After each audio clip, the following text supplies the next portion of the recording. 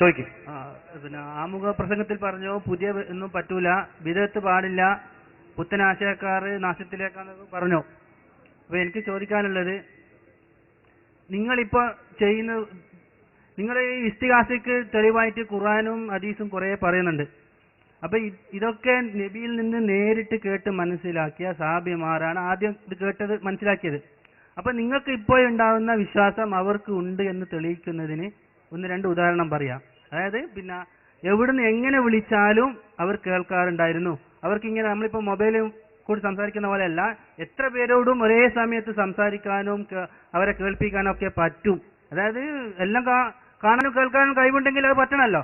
അപ്പൊ ഇങ്ങനത്തെ 2-3 ഉദാഹരണം നബി ജീവിച്ചിരിക്കുന്ന കാലത്ത് പറഞ്ഞുതരാൻ. അപ്പൊ നിങ്ങളെക്കാട്ടി കൂടുതൽ അവർ കേട്ടത് അവരാണ്, മനസ്സിലാക്കിയത് അവരാണ്. മാത്രമല്ല അവർ തന്നെ ഓരോരുത്തരും ഓരോ സഹാബിമാരും ഔലിയാക്കളാണ്, അവർക്കും ഈ കഴിവ് വേണം. അപ്പൊ ഇത്തരം കഴിവുള്ള 1-2 സംഭവങ്ങൾ ഒന്ന് ഉദാഹരിക്കാൻ.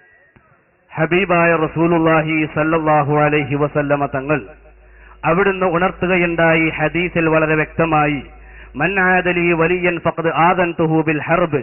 അള്ളാഹുവിന്റെ ഔലിയാക്കളെ സംബന്ധിച്ച്, മഹാരഥന്മാരെ സംബന്ധിച്ചുള്ള വിശേഷണം സഹീഹുൽ ബുഖാരിയിൽ പറയുന്നു.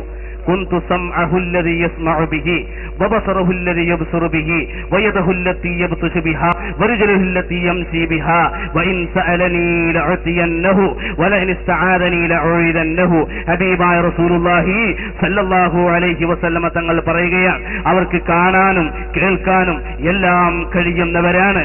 അതിനുള്ള ഒരു ഉദാഹരണമാണ് മഹാനരായ ഉമർ ഇബ്നുൽ ഖത്താബ് റളിയല്ലാഹു അൻഹു ബഹുമാനപ്പെട്ടവർ ഖുതുബ ഓതിക്കൊണ്ടിരിക്കുമ്പോൾ ഒരുപാട് ദൂരെയുള്ള നഹാവന്ത് എന്ന് പറയുന്ന പ്രദേശത്ത് 8000 ചില്ലാനം കിലോമീറ്റർ അപ്പുറം യുദ്ധം ചെയ്തിരുന്ന ബഹുമാനപ്പെട്ട സാരിയത്ത് ബിൻ മഅ്സൻ റളിയല്ലാഹു അൻഹുവിന്റെ സംഭവം വളരെ വ്യക്തമാണ്. ബഹുമാനപ്പെട്ട ഉമർ റളിയല്ലാഹു അൻഹു കാണുന്നു, യാ സാരിയ അൽ ജബൽ ജബൽ, യാ സാരിയ പർവ്വതം കണക്കിലെടുത്ത് യുദ്ധം ചെയ്തോ എന്ന് പറഞ്ഞ സംഭവം ഇസ്നാദുൻ സഹീഹുൻ, അത് സഹീഹാണ് എന്ന് ബഹുമാനപ്പെട്ട ഇമാം ഖുസൈരി പറയുന്നു.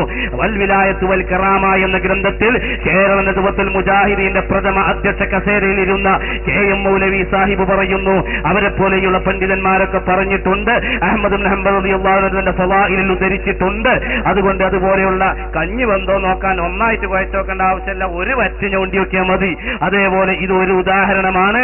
പല ഉദാഹരണങ്ങളും ഇതുപോലെ വളരെ വ്യക്തമായി കൊണ്ട് പറയാനുണ്ട്. ഹബീബായ നബി തങ്ങൾ അതുകൊണ്ടാണ് പറഞ്ഞത്, അന സയ്യിദു വൽദി ആദം, ആദം മക്കൾക്ക് എങ്ങനെ എവിടെ എപ്പോൾ വെച്ചുകൊണ്ടും സഹായമർപ്പിക്കപ്പെടാൻ ഞാൻ പര്യാപ്തമാണ് എന്ന് അവിടുന്ന് ഓർത്തുകയുണ്ടായി. മഹാന്മാർ വിശദീകരിച്ചിട്ടുണ്ട്, അതിലേക്ക് ഇപ്പോൾ ഞാൻ കടക്കുന്നില്ല.